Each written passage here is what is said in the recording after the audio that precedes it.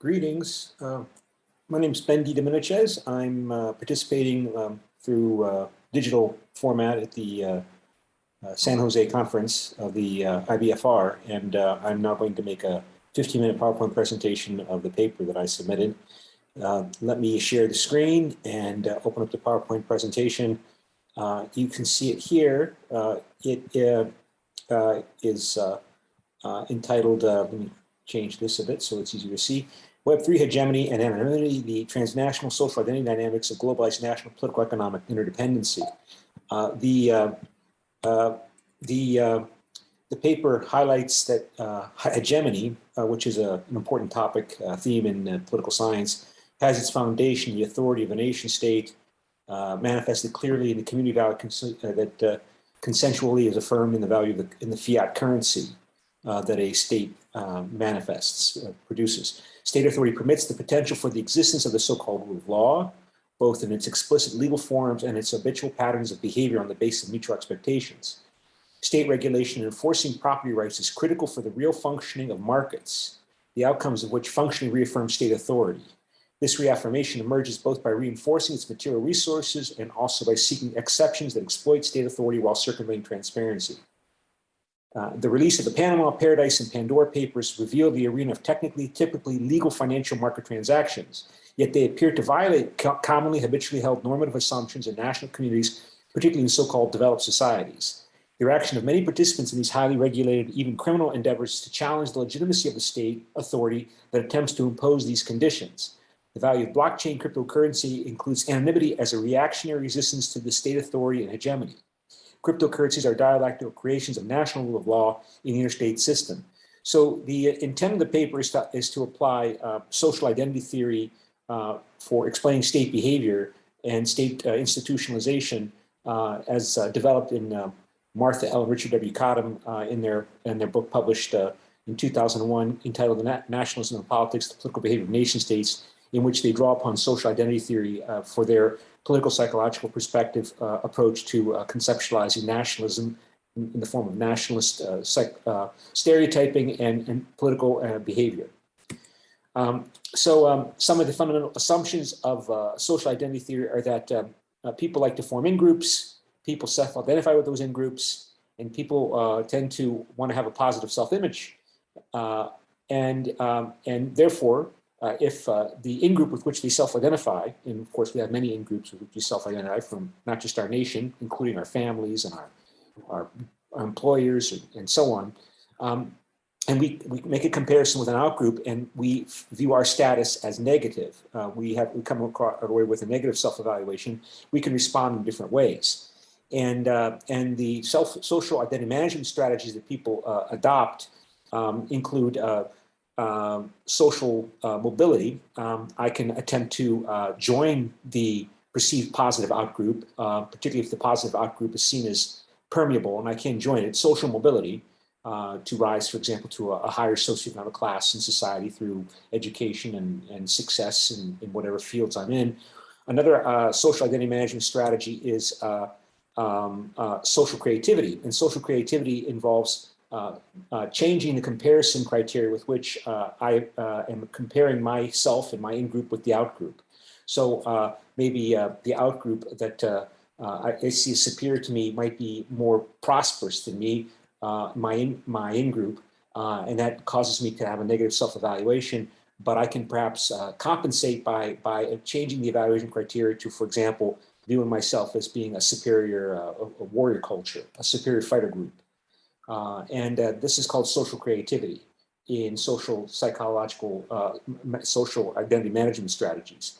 And so, of course, it involves comparison and what to do when we generate emotions as a result of that comparison, and how do we deal with them, particularly when they're negative emotions.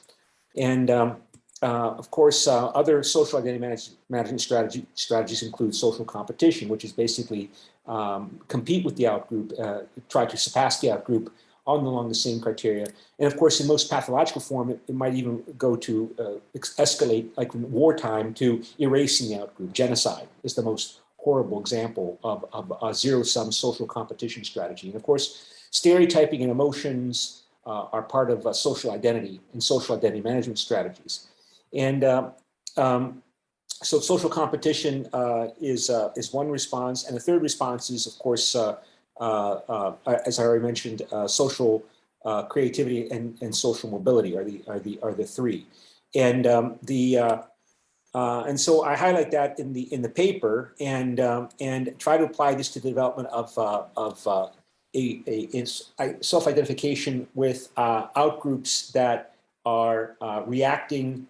These in-groups that are responding to outgroups that are seen as hegemonic. These outgroups, including the authority of the American government, which I perceive as threatening to my well-being or my status, or real or imagined threats from global capitalism or other conspiratorial threats that we perceive.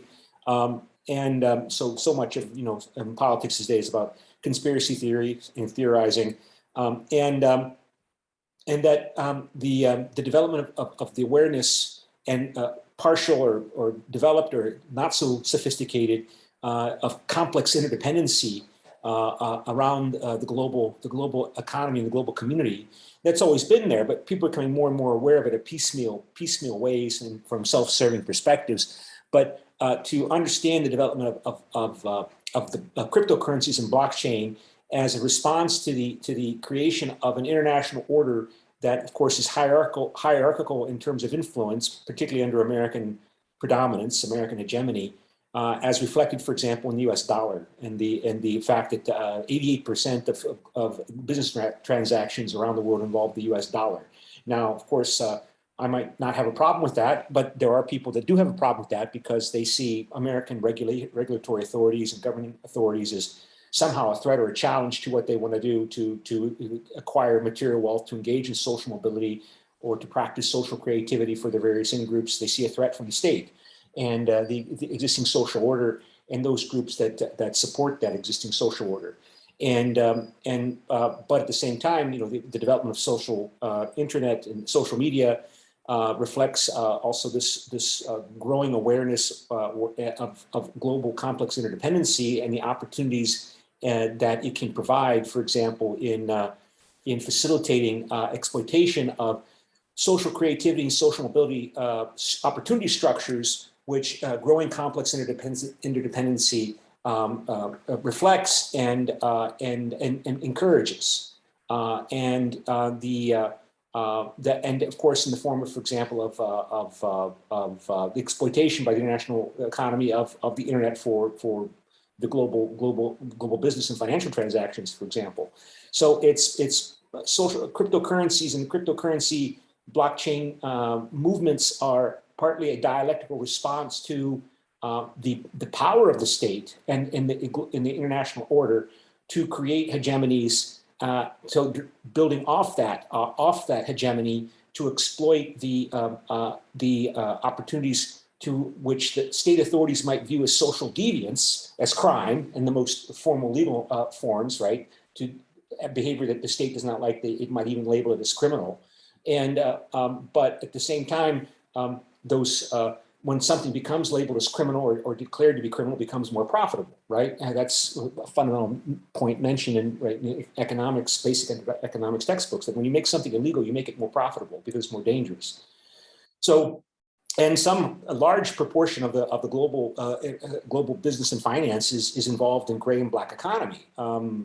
I've seen different estimates of a quarter at least when you include all of the money laundering opportunities, and of course that's reflected in investigative media reports like the Pandora and the Paradise and the Panama Papers, how particularly the ruling authorities are able to exploit these the so-called loopholes in these state and international regulatory regimes for their own benefit. And of course, this thus encouraging or inspiring resistance and social exploitation of similar or of other opportunities that's so perceived by social deviance. Deviance, of course, not being used as a pejorative term, but in terms of as a sociological term, engaging in social deviance, and then turning that into those opportunities into social social mobility and social creativity opportunities. Now, of course, that's always been the case, in terms of criminal behavior in general. One can mention, of course, that an effective state is able to translate for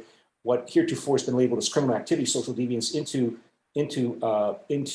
social mobility and social creativity opportunity structures by, for example, legalizing cannabis, right, and becoming a legitimate business person in the cannabis field is the most recent example, and of course, examples of failed attempts to erase or stop economic activities and cultural activities associated with alcohol, for example, in the effort to ban the distribution, production, manufacturing, distribution of alcohol,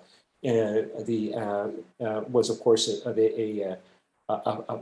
case in the early 20th century that had calamitous consequences for promoting and encouraging social exploitation of those social deviants as decided by the state to gain profit and benefits for individual and group actors in the development of organized crime. So, of course, the development of the global internet and that to build upon this and extensive proportion of the global economy population that global economy or business transactions that are engaged in gray and black market economic activity is an elaboration of these tendencies, of these directions. So of course also states exploit this. States exploit corruption. Corruption is something which can be defined in various different ways, including pursuing private gain at the expense of the public good. Who defines what the public good is? The state typically defines what the public good is. If it's hegemonic, it has more influence over our thinking and the behavior of individuals to the extent to which they are able to convince people that they speak for the well-being of the community. And of course, so public goods include the authority of the state and it's most blatantly represented, for example, in as I mentioned, in fiat currency. So fiat currencies exist on the basis of an illusion that the United States exists, and of course, it's a very powerful shared illusion that states exist, and they're constructed in people's brains. And of course, fiat currency is not backed up with gold, not since at least the early 1970s, right? So cryptocurrencies are also based upon something, and they're based upon the value of anonymity in this effort to circumvent or avoid state regulation. And the value that anonymity has is the intrinsic value worth of cryptocurrencies insofar as they serve as a means by which to exploit the opportunities for social mobility and social creativity requiring anonymity in order to avoid state regulation of state, not to mention state persecution for these social deviant economic or so-called gray and black market economy activities. So and political economies can be understood as this effort to create the rule of law and the perception of the rule of law in people's minds and the collective consciousness, which of course is the foundation for public goods and fiat currencies in particular. And so the existence of that is the foundation, to repeat myself, is the foundation upon which global cryptocurrencies can be understood to build.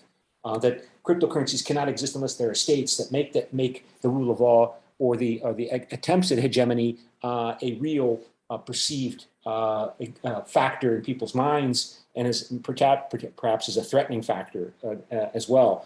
So the development is conceptualized, therefore, as this development of shared consensus in people's attitudes and values regarding about their political behavior in relationship to authority, and cryptocurrencies build upon that reaction against it. So that is the